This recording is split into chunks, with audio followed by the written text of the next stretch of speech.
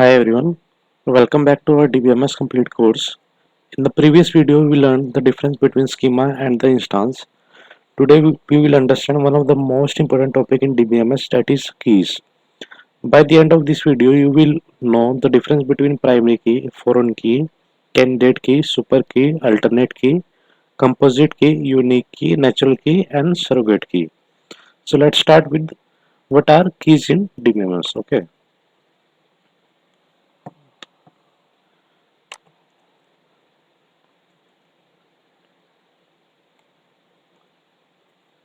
What are keys in DBMS? Okay, so basically key is an attribute or a combination of an attribute that helps identify records uniquely in a table. It, it is an attribute that helps identify records uniquely in a table. Okay, so without keys, duplicate records may occur, relationship between tables become very difficult, and data integrity cannot be maintained. So let's consider a real life example. Okay, let's think we have let's think about an Aadhaar number. So let's say this is a Aadhaar and we have a Aadhaar number is there. Okay, so millions of people may have same name. Let's say multiple name is there. Okay, but every person has a unique Aadhaar number. Similarly, in a database, we use a keys to uniquely identify records. Okay, so let's say we have a table. We have a table. Inside that, we have a columns like student id. Okay, student id, student name, email, phone number. So the student id is, let's say, 101. Let's say 1 2 3. Okay, the name is, you can consider Rahul, Aman, and Rahul.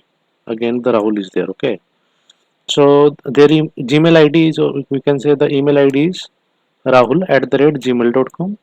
Okay, Aman at the rate gmail.com, and Rahul 2 at the rate gmail.com, and their phone number is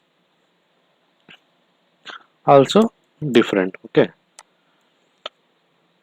now you have noticed that name is repeated. Okay, the name is repeated, but student id is, this is a student id which is unique. Okay, so student id is the best candidate to identify students. Okay, so let's come with the first key, that is super key. That is super key. Okay, super key is basically, it is an column, or we can say the combination of a column that uniquely identify our records. Okay, it is column or combination of columns that can uniquely identify a record. Okay, let's consider an example, that is we have a student id plus name, and student id plus email id. So all of these are super keys because student id is already unique. So easy trick to remember is that every primary key is a super key, but not every super key is a primary key. Okay, so every primary key is a super key, but not every super key is a primary key. So let's come on the second one, that is candidate candidate key. So basically candidate key is the minimum set of columns that can uniquely identify a record. Okay, it is the minimum set of columns that can uniquely identify a record. Okay, Let's say example, if both student ID and email ID, if both if both student ID as well as the email ID are unique, okay, student ID and email ID are unique, both are the candidate keys, okay, because both are uniquely identify a student, okay. Now come with the third one, that is primary key, which is mostly used. Primary key, primary key is basically it is a candidate key selected to uniquely identify each record, okay. It is the candidate key selected to uniquely identify every record, okay. So rules are, there are some rules before declaring the primary key, that is primary key cannot be a null, primary key cannot contain duplicate values, and primary key, in one table we have only one primary key, okay. So we declare primary key like let me show you. Let's say we have create table students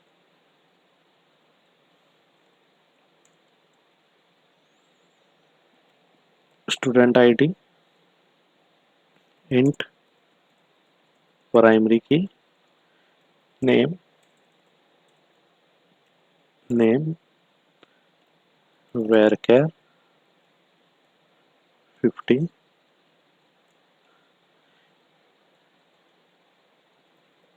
email varchar 100. So here the student ID we have declared this as a primary key, okay. So let's consider one more example, the real world example. Let's say think of a passport number, okay. So we have a passport, inside that we have a passport number. Everyone has only one passport number, no duplicates are there, no null values are there. That exactly how the primary key will work. So let's come on the fourth one, fourth key, that is foreign key. So basically foreign key creates a relationship between two tables. It creates a relationship between two tables, okay. Let's consider we have a one table, that is student table, and the another table, that is a orders table, okay.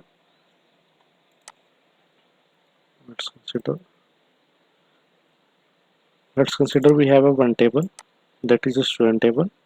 Inside that we have student ID and student name, and we have another table, that is order table. Inside that we have a order ID and student ID, okay.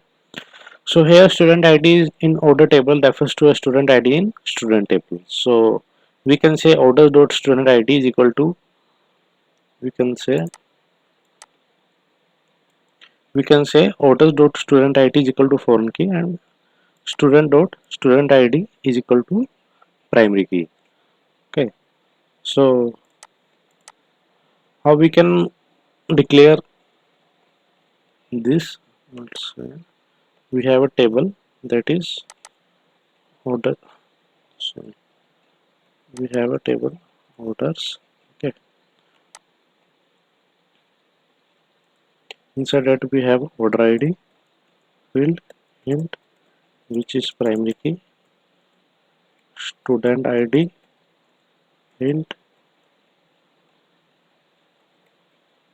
foreign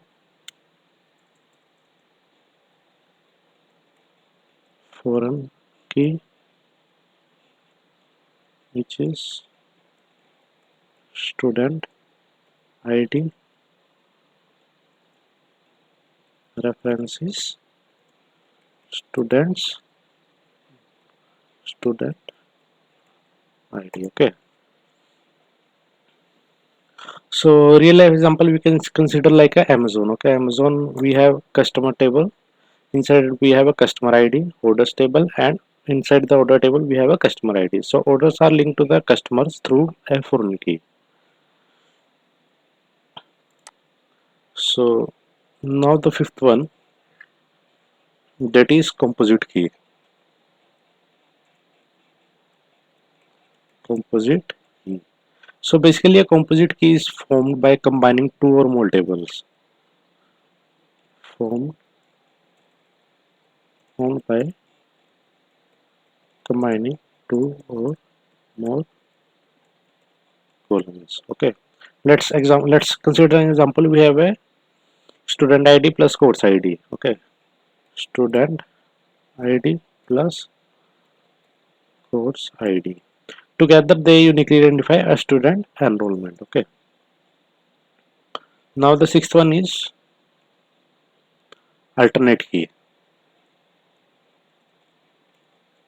Alternate key. So alternate key is basically the candidate keys that are not selected as a part of primary key become alternate key. Candidate keys that are not selected as the primary key become alternate keys. Okay. So let's consider an example. Student ID. Student ID is a primary key, whereas email, which we have not considered, that is a alternate key. Okay. We have discussed in the student table example. We have two candidate keys, that is student ID and email, and among that we have considered this as a primary key. So the rest one which is left, which we have not considered as a primary key, that is known as a alternate key. Seventh is unique key. Unique key basically uniquely identify each record in a table. It is same as of primary key, but there is some slight difference between unique key and primary key, is that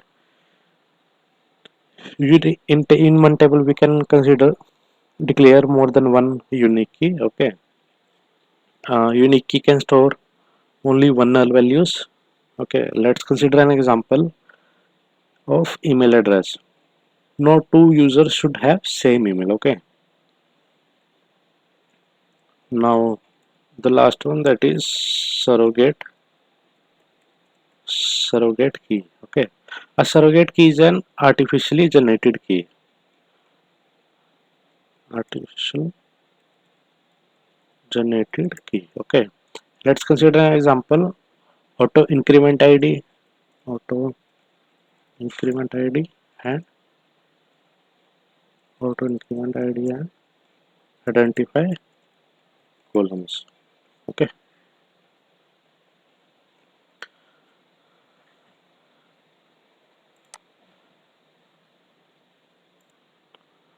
Okay, so let's come with a summary of today's which we have discussed. Okay, super key. Super key is uniquely identify records. Okay, candidate key, minimum unique key, primary key, selected candidate key, foreign key, creates relationship. Okay, composite key,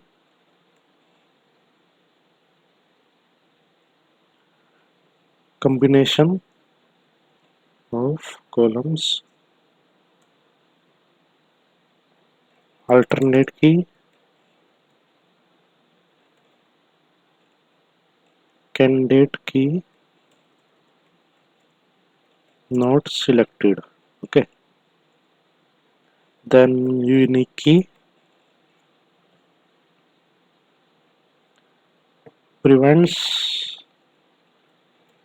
prevents duplicate values. Now the last one is surrogate key artificial identifier. Okay. So now the interview question arises. The interview question is like, what is the difference between primary key and unique key? You can tell like primary key cannot contains null values, whereas unique key may allow one null values, depending on the DBMS. The second question is difference between primary key and a foreign key. So the answer is primary key uniquely identify records in a same table, whereas foreign key creates relationship between two tables. Now the third question is, can a table have multiple candidate keys? So you can say yes, a table have multiple candidate keys. The fourth one and the last one, that is, can a table have multiple primary keys? No. One table can contain only one primary key. Okay. So today we have learned all the major types of keys in DBMS with SQL example and real world scenarios. This is one of the most frequently asked topics in interviews. So make sure you practice these concepts. In the next episode, we will learn about constraint in DBMS. Constraints like primary key constraint, foreign key constraint, not learn constraint, unique constraint, check constraint, default constraint with a practical SQL example. See you in the next video. Thank you friends. Please like, share and subscribe the channel. Thank you. Videos बनाने हैं, Filmora है ना।